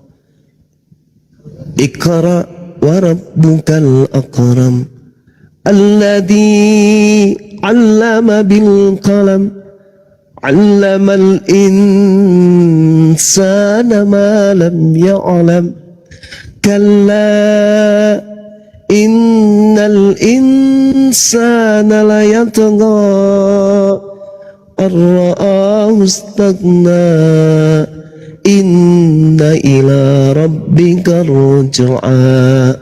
Besok hari anak minta lagi, mama ngaji dong ma. Coba kalau kita Bible sudah sampai kitab Amsal, Yeskiel, wah udahlah, hancurlah. Nah itulah bukti bahwa akal kita ini akan tersetting kemudian oleh pencipta yang maha tahu untuk cinta kepada kitab suci. Jadi kalau ada agama yang tidak cinta kepada kitabnya, itu tanda-tanda. Dan kalau ada orang mengatakan cinta kepada kitabnya dan mengatakan kitabnya adalah firman Tuhan, mengatakan kitabnya adalah perkataan Tuhannya, tapi dia tidak tahu menahu tentang kitabnya, tidak mau berpikir untuk menghafalnya, atau tidak bisa menghafalkannya, itu tanda-tanda bahwa itu bukan firman Tuhan. Sebuah agama yang tidak berlandaskan kepada firman Tuhan, agama itu bermasalah. Siapa yang menganut agama bermasalah, maka akan berakhir dengan penyesalan. Tapi apalah guna penyesalan ketika dia sudah ada di dalam api neraka yang menyala-nyala. Percumi. Untuk itu, Adinda Niko, adik ini masih muda, usianya masih panjang, masih banyak karya yang harus kau torehkan dalam hidupmu. Belajar, gunakan akal sehat, tinggalkan ego, tinggalkan dogma, tinggalkan doktrin, katakan yang benar itu benar, salah itu salah, apapun yang terjadi. Itulah manusia yang sebenarnya. Demikian dari saya, wabillahi taufik wal hidayah. Assalamualaikum warahmatullahi wabarakatuh. Waalaikumsalam warahmatullahi wabarakatuh. Ya, Bang Niko, semoga malam ini Anda mendapatkan pencerahan. Tentu sudah dicerahkan dari tadi ya. Gunakan akalmu, gunakan akal sehatmu untuk berpikir, mencerna, memahami apa yang dipaparkan oleh guru kami. Boleh tanya satu lagi? Silakan. Kalau Yesus itu ada nggak di Al-Quran? Kalau di Al-Quran Yesusnya cuman dikatakan wa idza khusiran nasu kanu lahum a'da wa kanu bi ibadatihim kafirin. Adinda Alif, kalau saya salah baca ayat tolong ditegur. Jadi di situ dikatakan oleh Allah, nanti di hari kemudian apa yang mereka orang-orang kafir sembah akan menjadi musuh bagi mereka, dan pemujaan-pemujaan yang mereka lakukan terhadap yang mereka sembah akan ditolak oleh yang mereka sembah. Dengan kata lain, kalian menyembah Yesus, menurut Al-Quran Yesus akan menolak pujaan-pujaan kalian. Kalian kemudian mempertuhankan Yesus, menurut Al-Quran Yesus akan menolak penyembahan yang kalian lakukan. Itu kata Quran. Dan ternyata terbukti. Matius 7 nomor 22 nomor 23. Pak, kata Yesus, pada hari terakhir nanti banyak orang akan memanggil aku Tuhan, Tuhan. Bukankah kami ketika di dunia bernubuat pakai namamu, mengusir setan pakai namamu, bermujizat pakai namamu?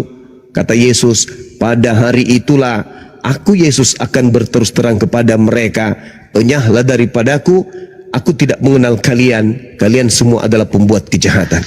Berarti yang disinggung oleh Al-Quran tadi adalah Yesus. Gitu saudara, gitu Adinda. Kalau sakit giginya udah lama Niko. enggak sakit gigi, Pak. Tapi sakit gusi. Ya, suaranya kurang keras Bang Niko. Suara Bang Niko kurang kenceng. Maaf. Ini saya mau nanya soal ini. Saya sering lihat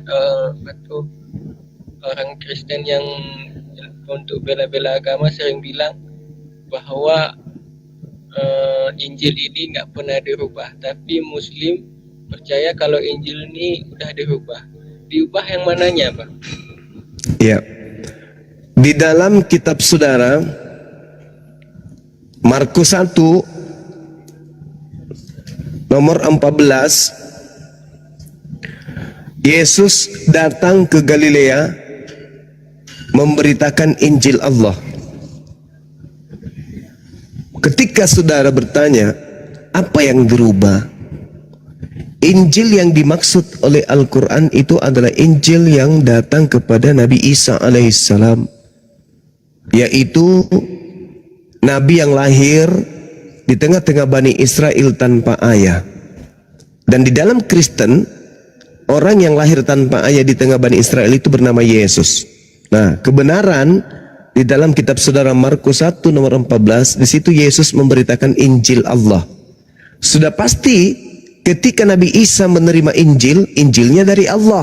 Ketika Nabi Isa menjelaskan tentang Injil, berarti dia sedang menjelaskan Injil Allah. Berarti Injil yang dimaksud Al-Quran adalah wahyu yang diterima oleh Nabi Isa alaihissalam, yaitu apa yang diterima oleh Yesus. Nah, Yesus membicarakan dan mengajarkan, mengabarkan tentang Injil Allah. Mana Injil Allah tersebut yang diberitakan oleh Yesus? Gak ada lagi kan? Yang ada pada Kristen hanya Injil Markus, Injil Yohanes, Injil Matius, Injil Lukas. Sedangkan Yesus mengajarkan Injil Allah. Tak pernah Yesus mengajarkan Injil Lukas, Injil Markus. Tak pernah Yesus itu mengajarkan surah-surah Paulus. Berarti Injil sudah mengalami perubahan. Seperti itu. Adik siapa? Niko. Apakah Yesus memberitakan Injil Lukas? Nehi. Tidak. Apakah Yesus memberitakan Injil Yohanes? Enggak. Injil Markus? Enggak. Injil Matius? Enggak. Injil Allah yang disampaikan oleh Yesus. Sama enggak? Enggak sama.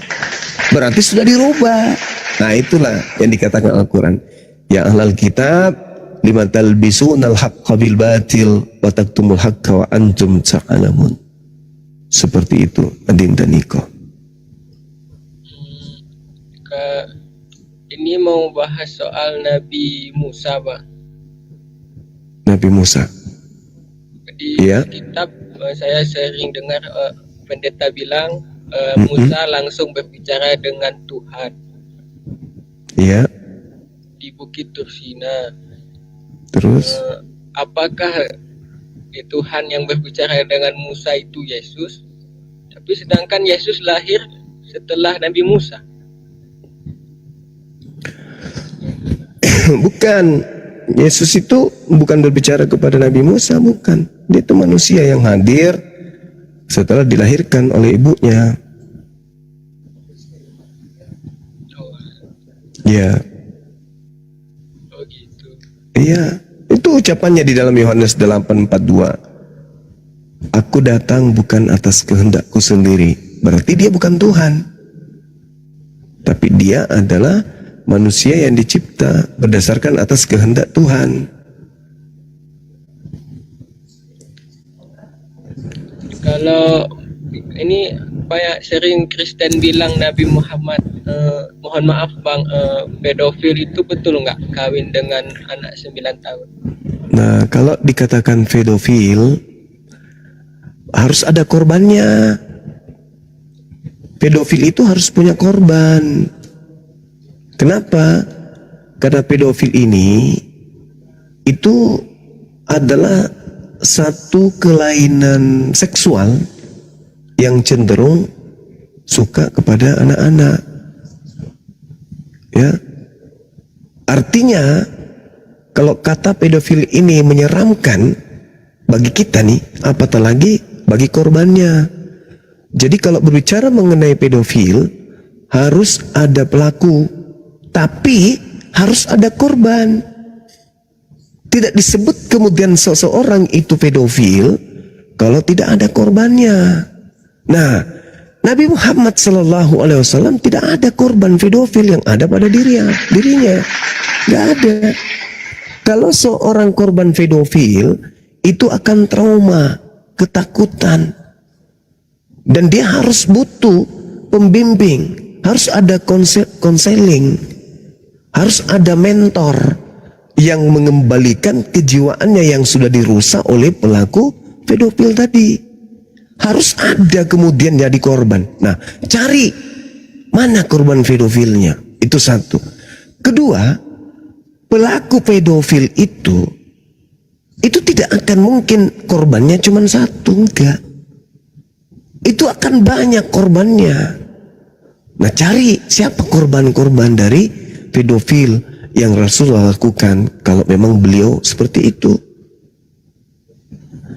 Ketiga, kalau Rasulullah itu pedofil, berarti yang pantas menggelarinya adalah orang yang sezaman dengannya, bukan orang yang hidup 2000 tahun setelahnya.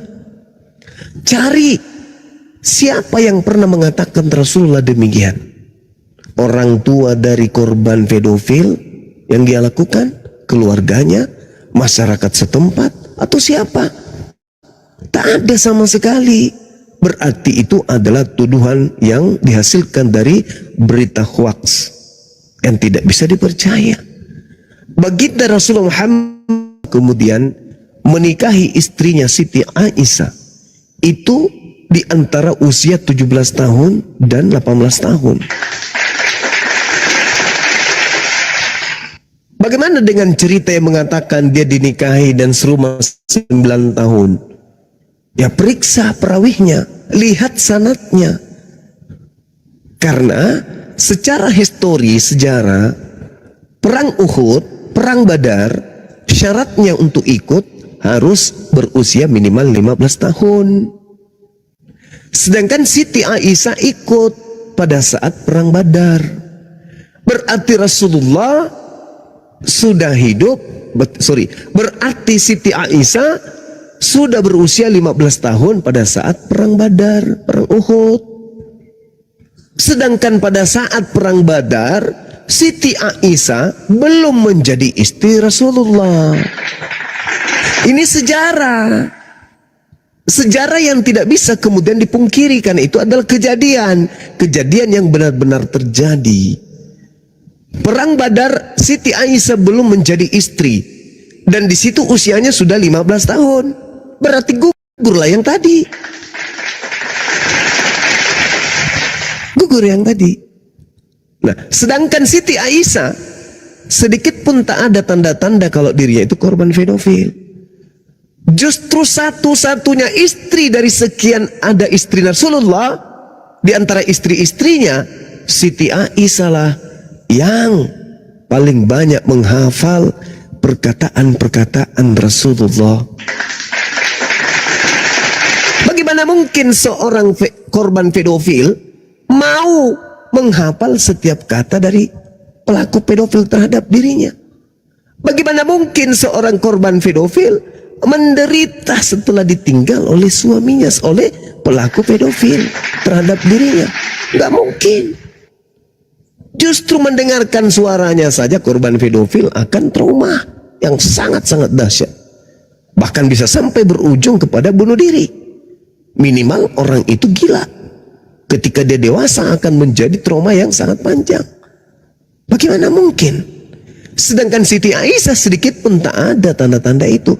Bahkan dia sangat mencintai Rasulullah. Jadi tuduhan ini muncul dari barat, dihembuskan sampai ke Indonesia. Tak ada itu. Rasulullah bukan pedofil. Itu yang ingin saya sampaikan kepada saudara atau Adinda Niko. Justru kalau kita berbicara dan berdasarkan akal sehat, Maria, ibu dari seorang anak bernama Yesus. Maria adalah seorang perawan. Tiba-tiba saja disobek selaput darahnya oleh seseorang yang katanya Tuhan. Kalau dia Tuhan, apa pentingnya merobek selaput darah? Kalau dia Tuhan, apa urgennya dia datang lahir dalam kandungan, membuat kemudian seorang wanita perawan dituduh dan diusir dari kampungnya gara-gara hamil tanpa suami? Kalau dia seorang yang ternyata adalah Tuhan, apa coba kebutuhannya sampai dia harus keluar melalui rahim, melalui vagina, melalui selaput darah? Kalau dia adalah Tuhan,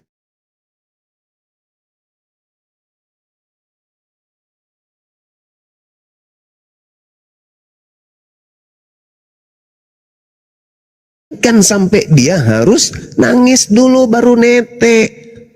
Dia harus disuapin dulu, dicebokin dulu, baru bisa tumbuh menjadi anak-anak. Kalau memang dia harus Tuhan dan mengikuti pewayangan-pewayangan, ajaran-ajaran, dongeng-dongeng terdahulu, maka dia cukup turun dari langit, bicara di tengah langit.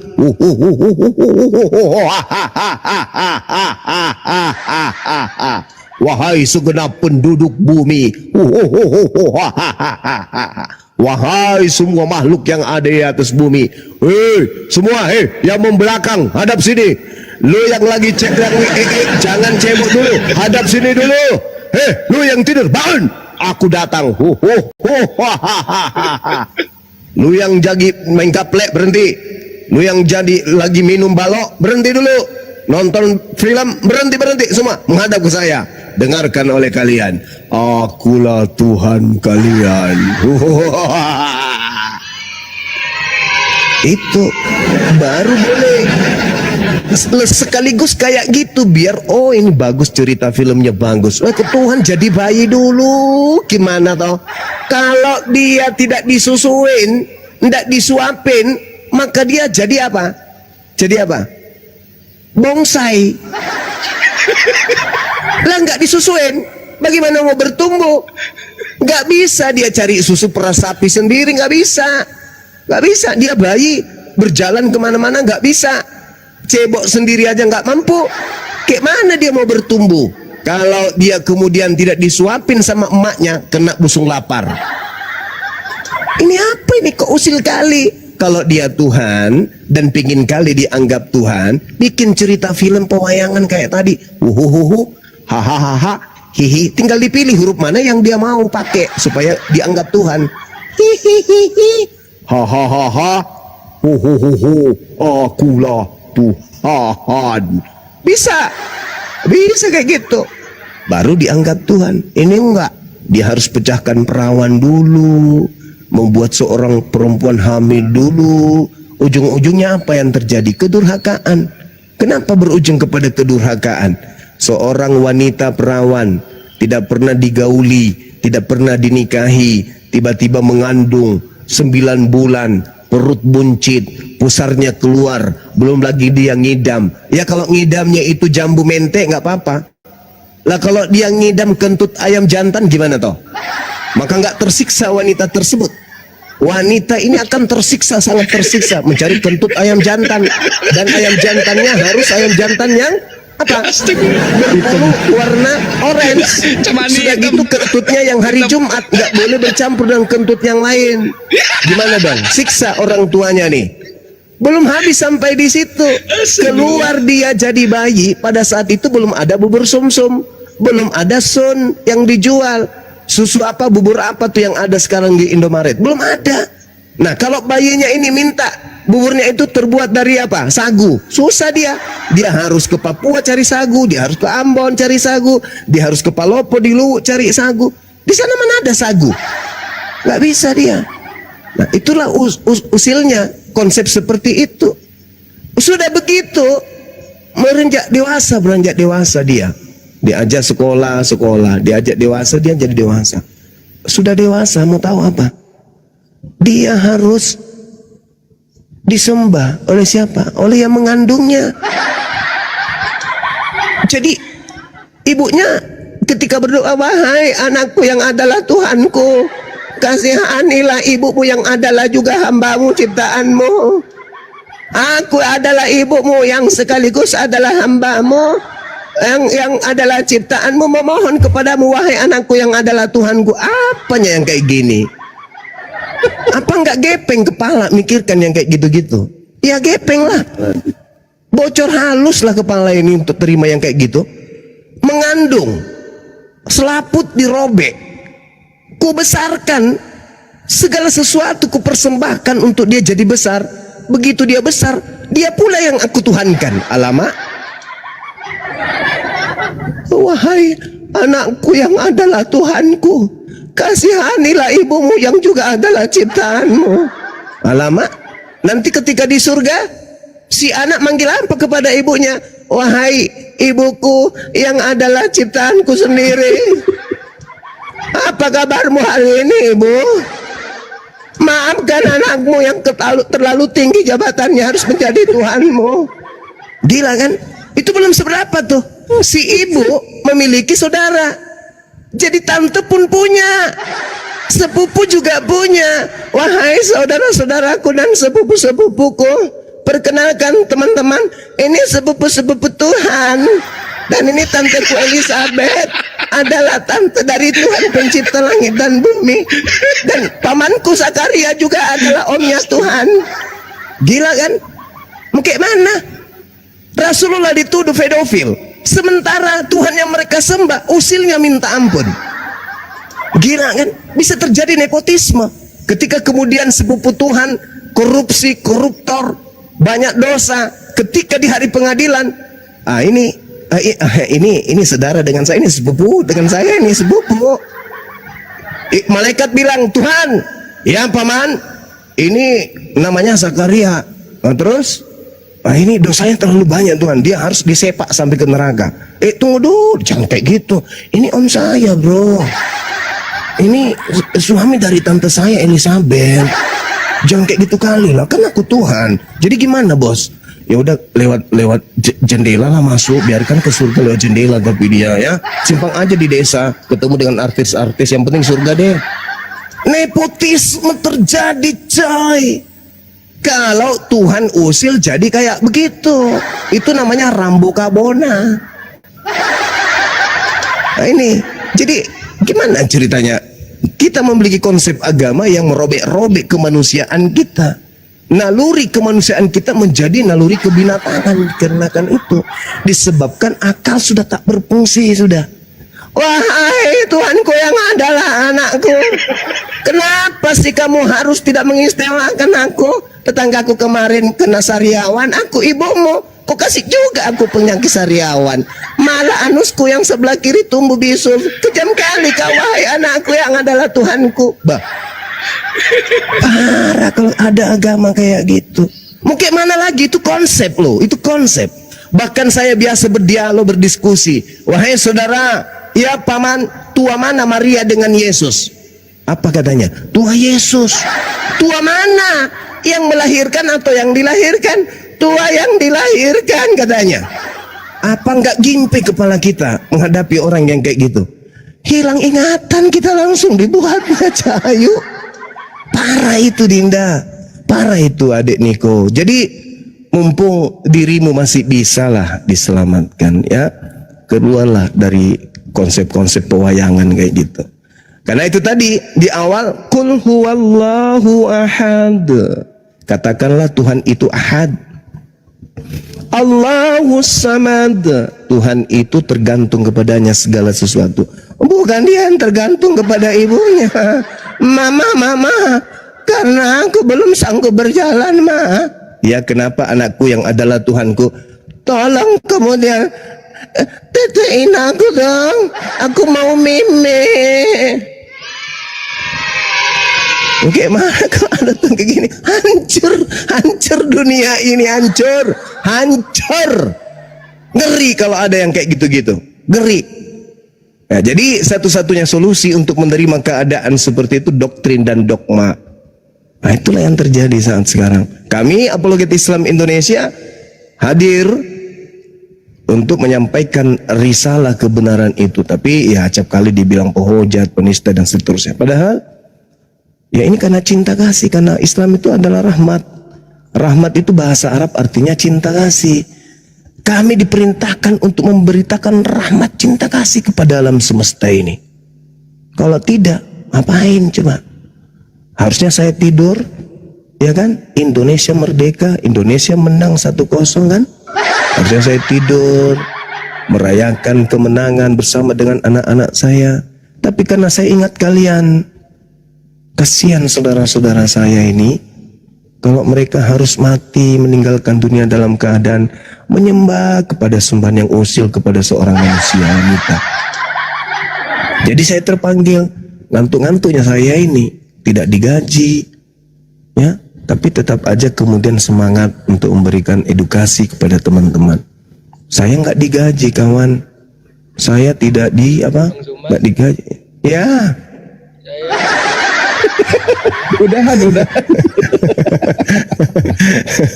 Gimana dek? Kalau muslim sholat itu, Keterusan ini nanti nih. Ya gimana? kalau muslim ibadah itu mereka baca apa sih? Nah, kalau Islam itu beribadah, semua gerakan dalam hidupnya, semua perbuatan dalam hidupnya itu ibadah. Mereka berjalan ibadah, mereka duduk ibadah. Seperti yang saya lakukan sekarang ini adalah ibadah. Menyampaikan kemudian pesan-pesan yang baik itu ibadah. Nah, kecuali ada ibadah-ibadah khusus seperti sholat, ada bacaan-bacaan sholat. Allahu Akbar, wahai Engkau Tuhan yang Maha Besar. Alhamdulillahi Rabbil Alamin, segala puji bagi Allah Tuhan semesta alam. Itu bacaan-bacaan kami di dalam sholat. Ar-Rahmanir Rahim, yang Maha Pemurah, yang Maha Pengasih lagi Maha Penyayang. Kemudian Malik Yaumiddin, Dikau yang menjadi pemilik hari pembalasan. Iyyaka na'budu wa iyyaka nasta'in, hanya kepada Engkaulah kami menyembah dan hanya kepada Engkaulah kami memohon pertolongan. Ihdinas siratal mustaqim, tunjuklah kami kepada jalan yang lurus. Siratal ladzina an'amta 'alaihim, yaitu jalan orang-orang yang telah kamu beri nikmat kepadanya. Ghairil maghdub 'alaihim waladdallin, bukan jalan mereka yang engkau murkai, bukan juga jalan mereka yang sesat. Itu salah satu bacaan pada saat umat Islam itu ibadah, pemujaan kepada pencipta langit dan bumi. Seperti itu. Tapi kalau semisal anak-anak yang baru belajar Islam, itu sesuai dengan kesanggupannya di dalam ibadah kepada Allah. Seperti itu, Adinda Niko. Kalau muslim yang di Arab itu bang, yang mutar-mutar Ka'bah itu untuk apa? Itu tawaf, itu ibadah. Itu ibadah. Jadi itu prosesi ibadah itu. Jadi mereka melakukan tawaf sebagaimana yang dilakukan nabi-nabi terdahulu, umat-umat terdahulu ketika mereka ibadah. Sebagian daripada prosesi ibadah itu ada diantaranya adalah mengelilingi mesbah itu.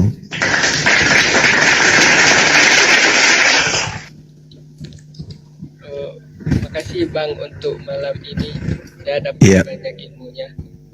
Iya. Kalau berbicara mengenai mutar-mutar atau tawaf di Ka'bah, itu nanti bisa dibaca di di Mazmur 26 nomor 6.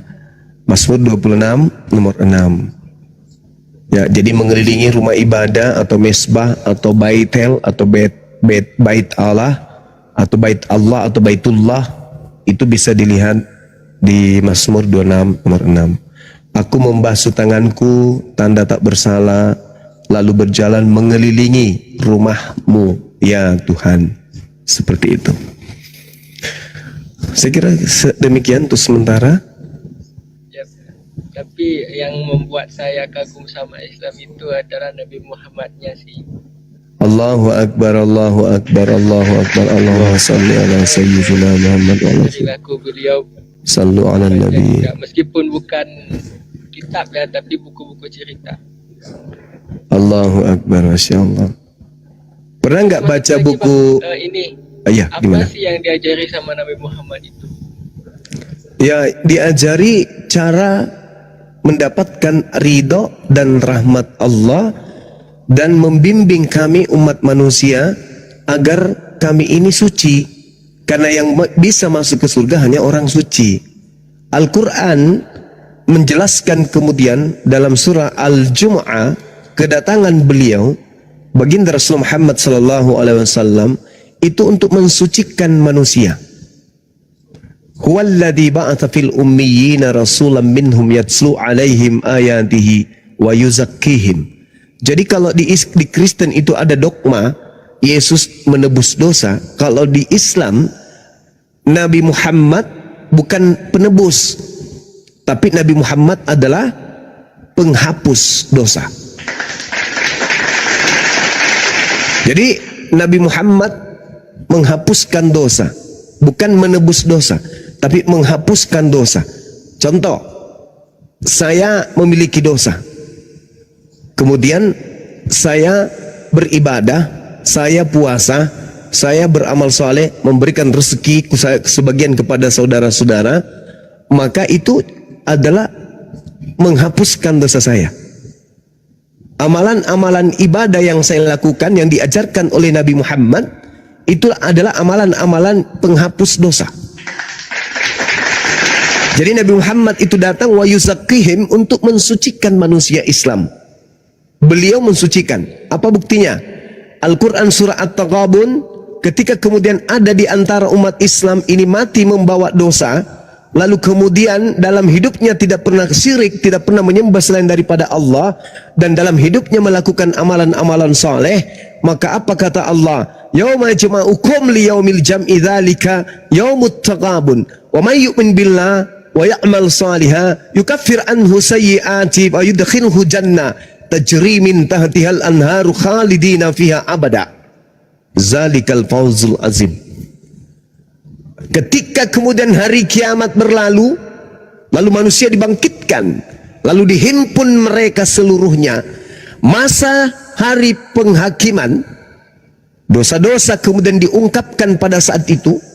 Kata Allah, wa may yu'min billah wa ya'mal shalihan yukaffir anhu sayyi'ati wa yudkhilhu jannah. Dan barang siapa di antara mereka kemudian beriman kepada Allah pada saat hidup di dunia dan mengerjakan amal saleh pada saat dia hidup di dunia, maka niscaya Allah akan menghapuskan dosa-dosanya dan memasukkannya ke dalam surga. Mereka kekal hidup di dalamnya selama-lamanya. Itulah keuntungan yang sangat agung. Artinya Nabi Muhammad ini penghapus dosa.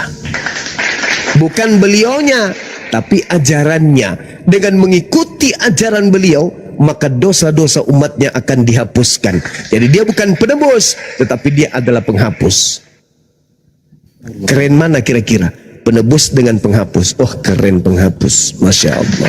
Makanya dikatakan dalam Al-Quran, Qul in kuntum tuhibbunallah fattabi'uni yuhibbukumullah wa yaghfir lakum dzunubakum wallahu ghafurur rahim. Wahai manusia, jika engkau ingin dicintai pencipta langit dan bumi yang maha kaya, maha pengasih, maha penyayang, ingin dosa-dosamu dihapuskan, maka ikutlah kepada baginda Rasulullah Muhammad sallallahu alaihi wasallam, maka dosamu seluruhnya akan dihapuskan dan engkau akan dicintai oleh sang pemilik alam semesta ini. Kalau kita dicinta oleh Pak Desa, bangga kita kan? Kalau kita dicinta oleh Pak Camat, senang kita. Dicinta sama Pak Bupati, wah happy-nya kita. Dicinta sama gubernur, Masya Allahnya kita. Dicinta sama presiden, bangga sekali kita. Bahkan cenderung karena cintanya, karena dicintainya, maka kita merasa sombong, bangga. Karena kita dicintai oleh orang yang hebat. Lalu bagaimana kalau yang mencintai kita itu ada pencipta alam semesta ini? Subhanallah. Kalau kita sudah dicintai oleh pencipta, tidak mungkin pencipta memasukkan kita ke neraka. Kemana sang yang maha pencipta yang mencintai kita ini menyimpan kita ketika kita dicintainya? Surga. Maka untuk masuk surga, satu-satunya jalan adalah mengikuti baginda Rasulullah Muhammad sallallahu alaihi wasallam. Jangan yang lain. Saya kira begitu. Wabillahi taufiq wal hidayah. Silakan. Cakarut Dui Indonesia. Ya. Terima kasih Bang atas ilmunya. Iya, sama-sama Dinda Niko. Tetap belajar, jangan menjauh dari keadaanmu yang mau belajar. Jangan dunia ini memalingkan duniamu untuk belajar. Izinkan dirimu untuk mengetahui kebenaran itu. Lepaskan kegiatan-kegiatan yang tak berguna. Jangan terlalu banyak santai, happy, bahagia hura-hura, tapi sibukkan dirimu dengan belajar. Pelajari Bible, silakan. Pelajari Quran, silakan. Biarkan kemudian kebenaran itu datang menyapa. suatu hari nanti ketika hatimu sudah bersih, disinari oleh cahaya Allah, maka engkau akan mencari kemudian Islam. Karena hidayah itu adalah hak prerogatif setiap manusia ciptaan Allah. Saya kira begitu Adik Niko, maafkan kalau saya banyak bercanda. Yang pada intinya apa yang saya sampaikan ini adalah benar-benar apa yang saya temukan di dalam Al-Quran, dan guyonan saya itu berlandaskan kepada apa yang tertulis dalam Bible. Saya kira begitu. Baik Pak, terima kasih ya. Ya, sama-sama. Silakan.